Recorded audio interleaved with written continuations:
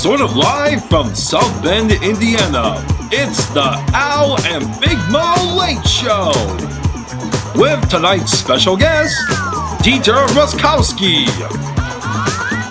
Erika Celeste, and Rodney Sciba. And now, here's your host, Alex Almanza.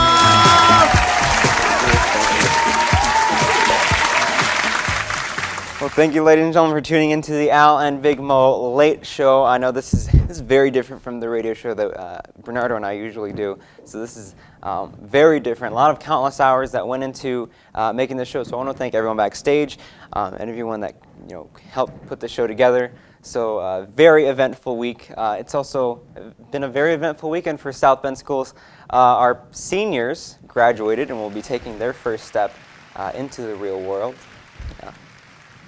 I think we Riley students will have a leg up though, because then when we get a job at McDonald's, we'll be ready for the strict uniform policy.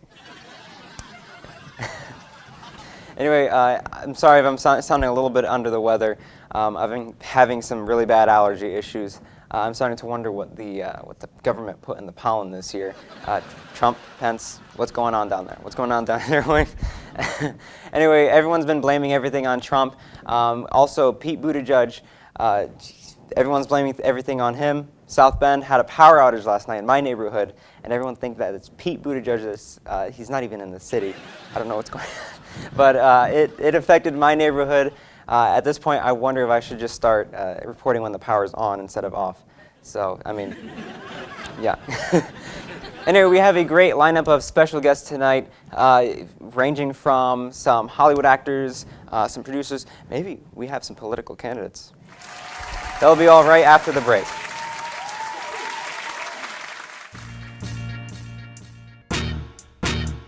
It's summertime, man, you're off of school. Time to put down the books and act real cool. But your mom ain't home and you wanna go out. Heard about this bus ride they're all talking about. Go up to the stop, show them your ID. Tell them you're a student, they'll tell you it's free. Cause riding the bus thought had to be hard. To pick you right up at Jefferson Boulevard. See your friends on the bus going all over town. Kindergarten, high school, they're all getting down. Your bus driver's cool, his name is Paul. He'll take you where you wanna go, even to the mall. Hop off, do you think for an hour? Get on, go home, take a shower. Tell your fam what you did, they'll be like, for real? Riding free on Transpo is a really good deal.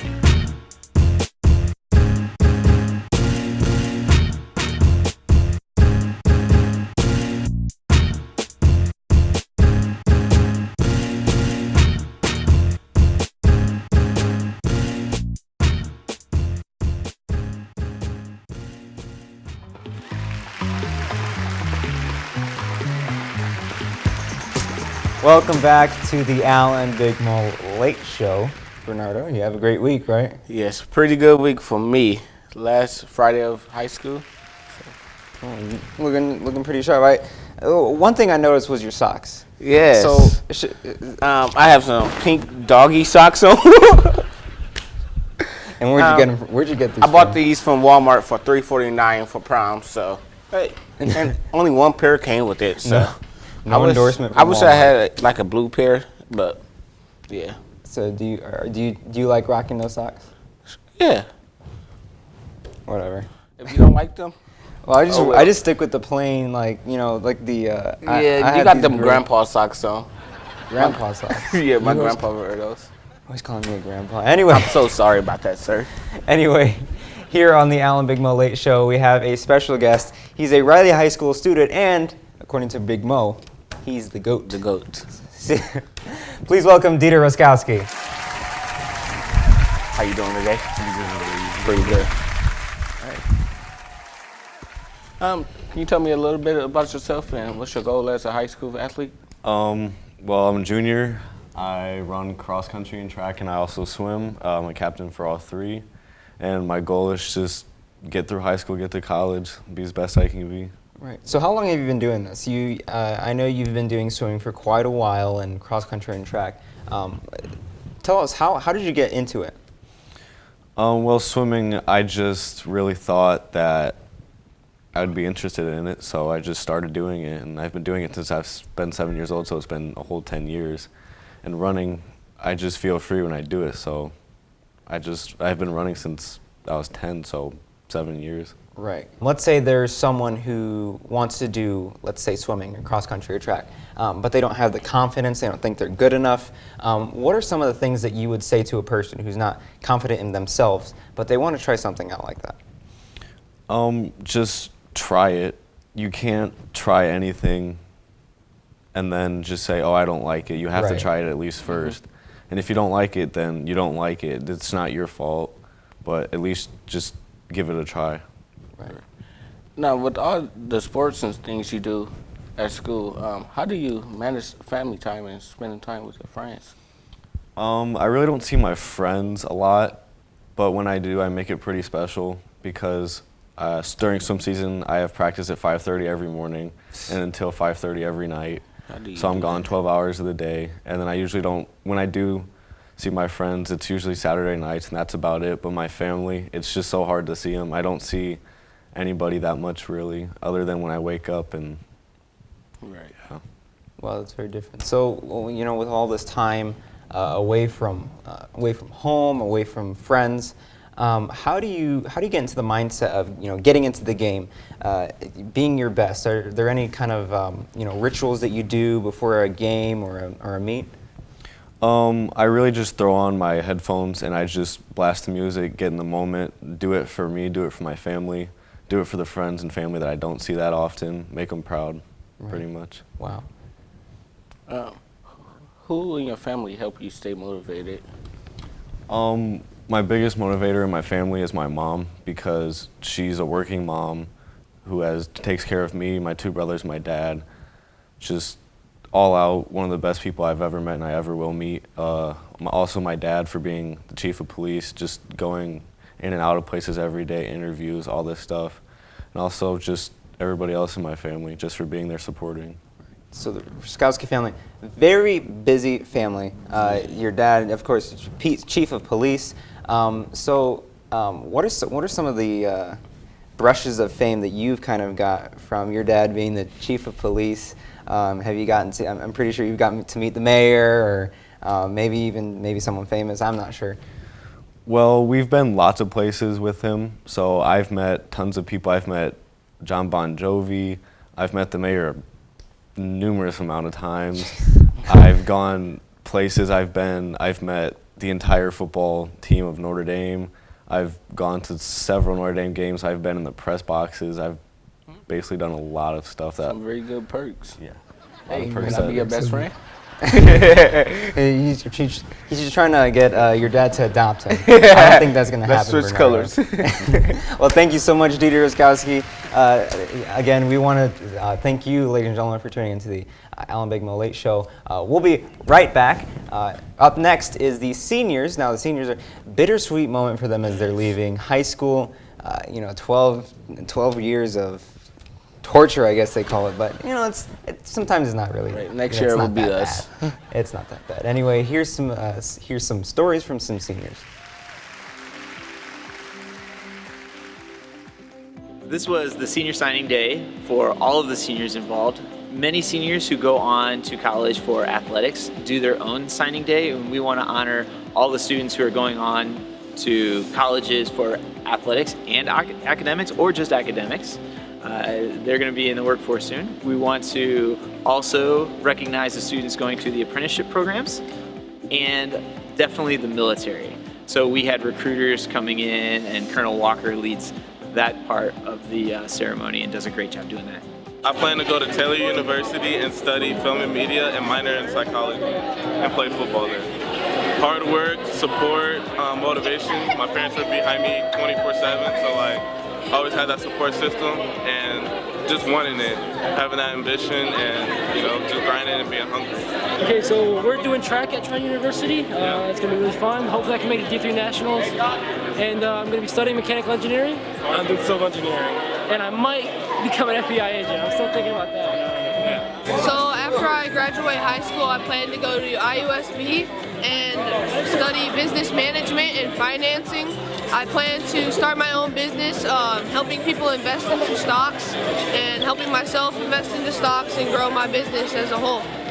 I'm attending IMPY and to major in marketing. I want to major in sports marketing so I can work for an NFL or MLB team. I plan to attend Indiana State in the fall 2019, majoring in psychology, minoring in business. Staying focused and keep striving, honestly. Shout out to Miss Jones for always being there when I needed her. Shout out to Miss Scales and Miss King because they always got the best vibes around here. And shout out to Mr. Henderson being a really supportive principal. Yeah, so we want to recognize all of the students and their importance and their hard work in their 18 years and 12 years in South Bend schools. And it's just another great way to kind of kick off senior week where they walk through the elementary schools and the middle schools. And we did this, and then pretty soon graduation is coming, so it's a lot of fun. Very great. It's very exciting for our seniors. It's weird to think that us juniors are going to be seniors in just a couple of days. Yeah. And to think that, we're technically ready. The seniors, they're all gone. The hallways are empty. They're very different. Very. Like a parking spot now. Yeah. There you go, Big Mo. At least I don't have to wait around the parking lot for 10 minutes so guests can move their cars and be late. Right. So very exciting for our seniors. We hope the best for you in all of your endeavors. It's a big world out there for you to explore. And you're going to do a lot, so very excited to see what happens. Good luck to all my friends. I'm going to miss y'all so much. I don't have any tissues, so you're just going to have to just cry like that. Anyway, right, in our studios with us today, we have Rodney Sciba, who is a Hollywood artist, I guess you can say, our director, actor. Right, something like that. I guess. Anyway, well, let's welcome Rodney Sciba to the stage. How you doing today? I'm good. How are you doing? Pretty good. Thank you. Yeah. Right. I got a little teary-eyed back there. All that sentiment to the seniors and everything. So. Yeah. Well, he's not a big fan of the seniors. I'm just kidding. He likes all the seniors. Anyway, so tell us a little bit about yourself. Where you're from, and how you kind of got into. Right here, from right here in this area. I was here until about 1999, graduated with a theater degree from Indiana University, South Bend. Then I went out to Los Angeles. Actually, it was in 98 that I graduated. A year later, I went out to Los Angeles and spent 12 pretty wonderful years there. And then 6 years in Chicago, and now I'm back. Just got through performing a couple plays, stage version of A Few Good Men over at the South Bend Civic, and then a play called The River over at Lang Lab, not too far down the street from Riley. So, yeah. Right. Wow. So, who are some of the people that you've worked with? Some very notable names. Well, the biggest thing I was in was Fast and Furious 4. Oh, really? I was a bouncer at the door. If you're watching the movie, the scene when Vin Diesel is walking up the stairs, I'm the one that kind of gives him a nod as he comes through. Even had a scene with Paul Walker that was later cut from the film because it just didn't make any sense. The director shot it about 3 or 4 different ways, and then they just went with a scene where he just kind of opens the door and closes it. But earlier on, I actually had an altercation with him, not for real. He was actually an awesome person. Yeah. But in the context of the movie, it's like he's kind of spying on the people in the other room. Braga's henchman, if anybody remembers that part in the movie. And instead of him in the movie, he actually opens the door just a little bit and closes it. But originally the way we shot it is as he's about to do that, I catch him. I'm like, hey! And I go up to him and I pull him and put him up against the locker. And he's like, hey, man, I was just looking for the restroom. So that was kind of funny. But it was how did you get that job? Just from doing just different things. With my headshots were obviously out there online, and they were looking for my type of look or whatever. That was actually one that they contacted me. Oh, really? Most of the time, you're trying, if there's audition notices, you're the one that's, being proactive about that. But this was like one of those cases where they said, hey, you look like be good for our for the background of our film set. Mm-hmm. So that was kind of cool. So. Right. So I see that you kind of correlate theater and acting together. How have you, is there one that you like more, or is there one that you have more experience in? How do you kind of balance the two? Yeah, well, actually, back in my days in college, I basically started in my sophomore year in high school. I was in a Tim Richardson production of A Business Carol which was a parody of A Christmas Carol, and that started it all off. I played Ebenezer Stooge, which we just recently did a radio play version of that in December earlier this year, and put it out. So we that was kind of cool to rekindle that whole that production. But through that, I did pretty much every play in high school from there on out. And then when I graduated, went to IUSB and the University at South Bend. Was in pretty much any play I could be in until I graduated in '98. And then from there, saved up money for about a year, then moved out to LA. So my experience was always in live theater. That's where it all started, and that's where I got all the juices for that from. Right. But even during that time, I was still doing a lot of Tim Richardson's productions. I think Robin Hood was the first, other than A Business Carol, was the first thing I did. I'm not exactly sure when all that went down, but so there was always a film in my blood, you know. But Right. When I went out to LA, I mainly tried to concentrate on the film end of things. Although I did still do a few plays when I was there. And towards the end of my run there, which I left in 2011, I was doing some the bells! I was doing some horror themed things around Halloween. I've always been a big horror aficionado, so I would put on like these variety shows, or we would take certain scenes from like famous horror films, like Halloween or Exorcist 3, just to name a couple, and Right. put them on stage, and then we would have other types of things, like we'd have dark poetry, we'd have some musicians come up and do horror themed musical pieces. But this was all around Halloween, which was my favorite holiday, so that was a lot Same of here. fun. So I found myself doing a lot of theater actually towards the end of my run there, and then so that was kind of what brought up the idea to move to Chicago, which is a great theater town as well. But most of my the great stories I have are from the LA scene. So. Right. So it's a different variety of things, a whole bunch of different things that you've done. Now you also know that you've been to Hollywood. Yeah. What are some crazy stories you've heard down there? Yeah, okay, well, I'll tell you the best story. This is like the best story. No one's got one better. And you hear those big fish stories where someone, they get the fish up to the boat, but they don't quite get it in. But at least I have witnesses to back me up on this one. So, a buddy of mine, Neil Patel, who I've known for years in Los Angeles since about 2002. There was like a group of us that became really, really good friends. Brian Frank, Son Savage, Neil, Christine Terrell, who are all kind of in this whole acting group, and stayed friends throughout. Well, Neil used to get into a lot of the after parties for the Oscars and other big events like the Golden Globe Awards and all that. And so for a couple of years, he was telling us how he would be able to crash these things. But how the hell are you getting into these things, man? The security, all over the place. He goes, well, basically, you just dress the part, like you belong there. You kind of stay around the fringe of the party where you're not allowed in. Look like you belong, and get on your phone a little bit, So, and then after about 45 minutes or so, things lighten up a little bit, and then as you start to walk in, they kind of think that you already were there, so they don't really ask you. And I thought it all made sense to me, but I was still skeptical. So I went with him one year to do this, and we got in. And I think it was the 2005.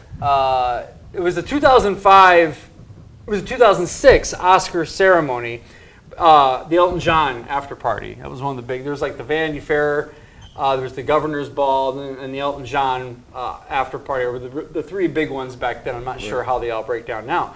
But this was for the 2005 year. So it was the year Revenge of the Sith came out. That was that Oscars, just to give everybody a reference point.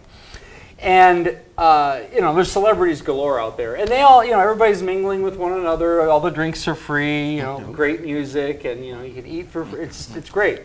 I'll be there. So there was this VIP area separated by couches, and inside the VIP area were celebrities. One of them was, I remember seeing Kid Rock in this, in that little, along with Pamela Anderson. I believe that was when they first started dating or something like that, maybe. I could be wrong on that. I'm trying to remember if those two were in there, but certainly Gary Busey and George Lucas. I know, just these are the random number of people. Well, I wanted to get George Lucas's autograph because I saw a lady reach over the couch to get his autograph. Or to get a picture, I'm sorry, not an autograph, but a picture. Right. And I'm like, well, if she can do that, I can do that. So one of my buddies is like standing about 5 feet away from me over here, and I'm like, now, because she's leaning over, so I'm like, now's my turn. So I go up to, the bells! Anyway. There's one more. Sorry, guys, it gets some flashbacks there, too. Anyway. So as I'm reaching over to, let me demonstrate. I'm sorry, what's your name again, my friend? Bernardo. That's right, Bernardo. Yeah, so let me reach. So as I'm like reaching over, I'm like standing up, and I'm reaching over to shake George Lucas's hand. So like, let's say here's the couch, right? And as I'm doing that, this happens. Okay. And so I get this tug on my shirt, and it's Gary Busey, and he's looking up and he goes, "Your elbow just hit me in the face." And I'm like, but I couldn't hear him say that, so I kept getting close. He goes, "Your elbow just hit me in the face." I'm like, "I'm so sorry, Mr. Busey." He goes, "It's okay." So right after he leans back, I didn't turn. I get my picture with George Lucas, and that was basically it. My friend, when he showed me the picture afterwards, if you ever seen The Ring, you know where the bells. Sorry, yeah. I'm gonna do that every time. You guys are hating it. But if you ever seen that movie, you know the faces are warped when after they take the picture. And well, that's exactly how it looked. I mean, it was, you know, this is 2006. The cameras still weren't that good. It was the grainiest photo ever. You could never tell it was me and George Lucas, but I do have a picture of that, and I do have witnesses that say that did happen. Do you still have that photo? Yes, I don't still have that photo, but my buddy who took the photo did. Again, you would never know it was me or him in it, but it did happen. Right. So that's what I said. That's my big fish story. Power of Photoshop. Hey. Yeah, that's right. Yeah, well, bring it in. We can. That'd be a very that'd be impressive if they could fix that photo. Right. Well, thank you so much, Mr. Sciba, for coming on our show. Anytime. And you can always check out any of his work down in the link below. So thank you for coming on once again. Thank you, Alex. And Bernard, don't let any elbows hit you. Right. I'm out. I need an ice pack. What a crazy guy. Talking about crazy, do you know what else is going down in D.C.? What's going down? Everything. Well, on the campaign trail, Pete Buttigieg, mayor of South Bend, he is, people are comparing him to Donald Trump. People are saying, what if Donald Trump and Pete Buttigieg were in a debate? Imagine that. So we decided to set up our own presidential debate. Here is the Al and Big Moe Late Show's presidential debate with Pete Buttigieg and Donald Trump. The Al and Big Moe Late Show presidential debate with Pete Buttigieg, Pete and Donald Trump. Welcome to the 2020 presidential debate. Please welcome our two candidates, Republican Donald Trump and Democrat candidate Mayor Pete Buttigieg.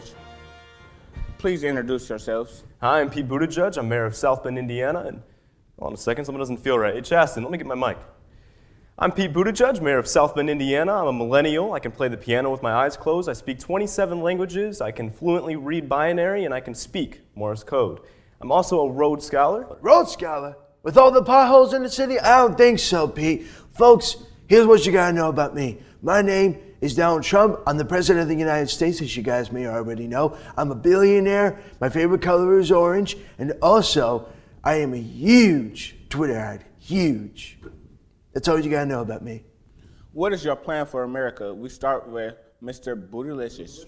Yeah, now, South Bend is an amazing place, and it's all because of myself.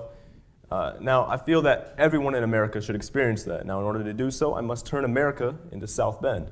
Now, in order to do that, I must, implement roundabouts to every intersection, every interstate, and not only that, but also add my invention of smart streets. But not only smart streets, I'm going to add smart sidewalks, smart highways. Streets? What's next? You want the machines to start taking over the streets and the highways?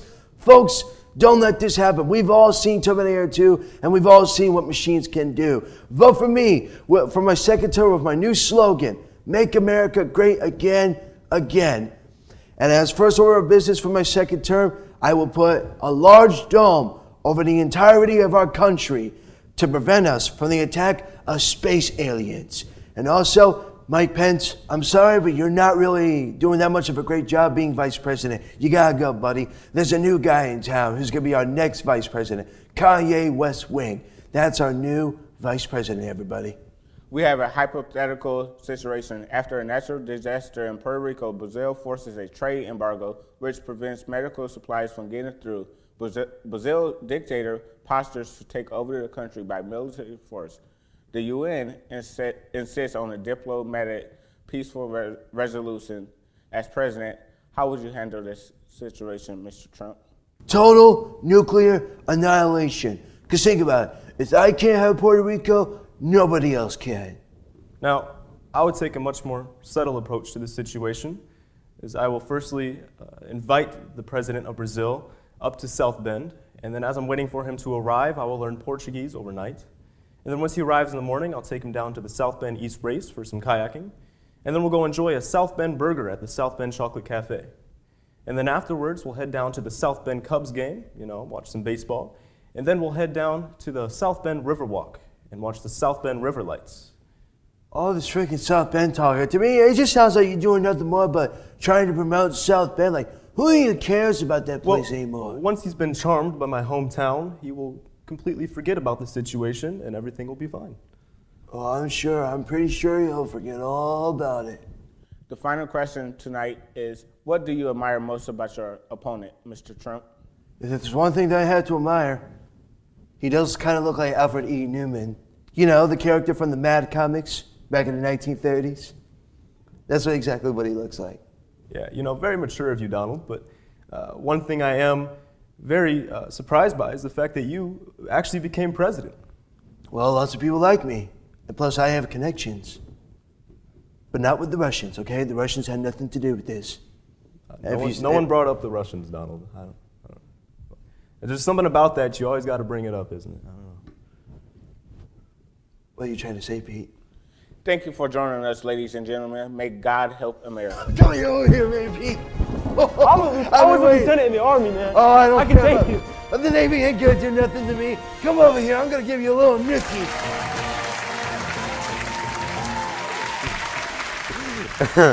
Well, hey, what do you think of the debate? I think it was pretty funny, especially on Trump. And with you know Pete personally. Yes. So you think it's kind of accurate? Some slight. He just didn't do as much talking as the real Pete. I like our actor, our Trump actor. It was very great.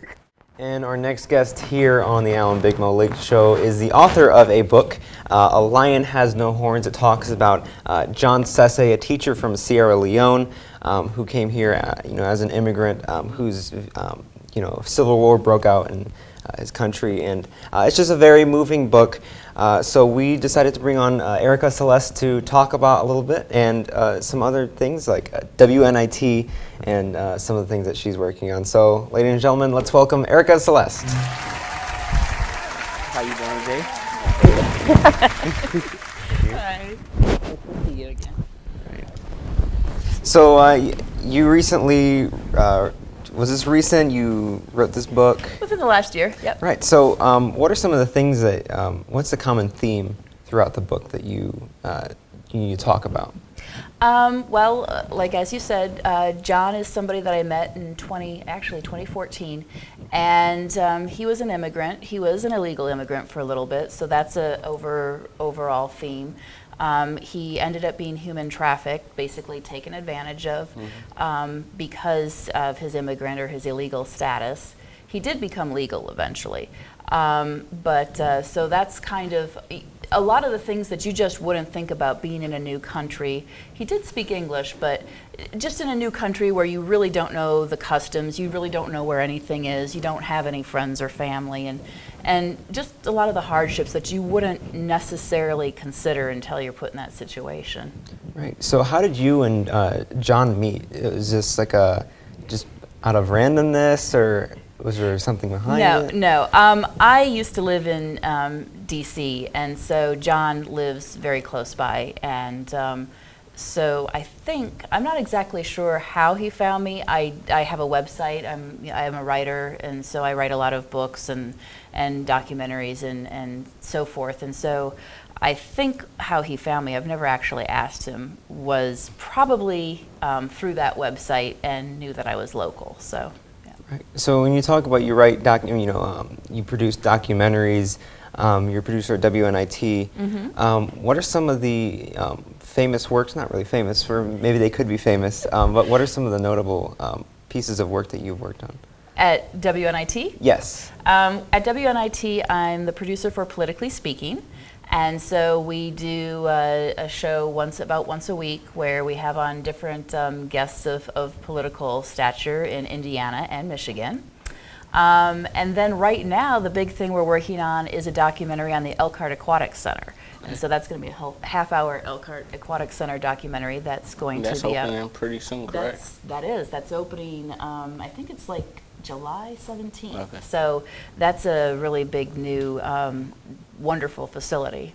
Right. So what are some of the most inspiring things that you've seen, producing these documentaries? Inspiring things that I've seen. Oh my goodness. Well, I would have to probably go back to some of the earlier documentaries that I've done. And my career spans. I'm longer than you guys have been alive. So. Yes.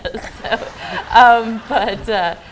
I'd say one of the most interesting documentaries I worked on was I was in West Virginia, and they were getting ready to do put in some new locks and dams down on the Marmet River, which is by Charleston, West Virginia, Marmet, yeah.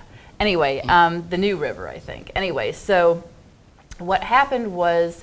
The Army Corps of Engineers has to go in first and do a study to make sure that there's nothing of any archaeological significance that they're destroying when they bring this in. And we already knew that there were several different occupations of different people that had lived there over the centuries, but one of the coolest finds was very close to when we were supposed to be finished working there. We were only given a certain amount of time before the Army Corps was coming in and destroying everything.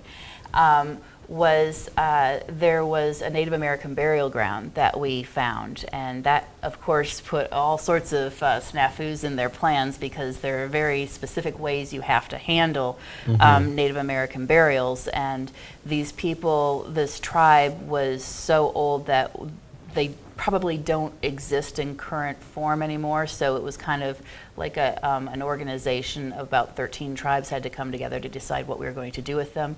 But it was very interesting because we got to see the way that these Native Americans had been buried with all these shells with them made the soil very alkaline and almost mummified them. And so in that process, even though these people were 400 and 500 years dead, you could still see their hair, you could still see their clothing. It was, you could even see their eyelashes. It was so cool. Now, what's some advice that you'd give to someone who wants to get into the field? Maybe writing or directing, or they're not confident, they don't think they can do it. What's some advice that you would give them? Well, first of all, I think you have to look at your inner creativity, and you do have to have a little faith in yourself that what you're doing is good and that other people are going to enjoy it and like it too.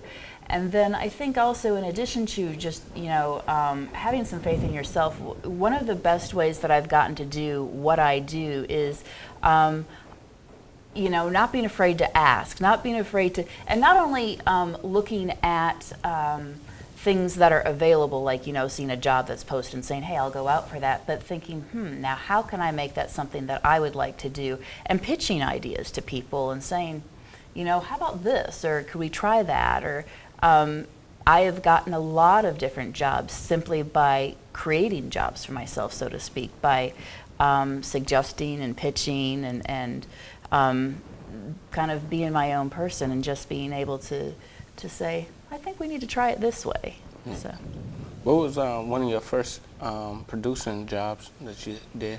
I actually, I think probably the first time I produced was down at WVVA in Bluefield, West Virginia.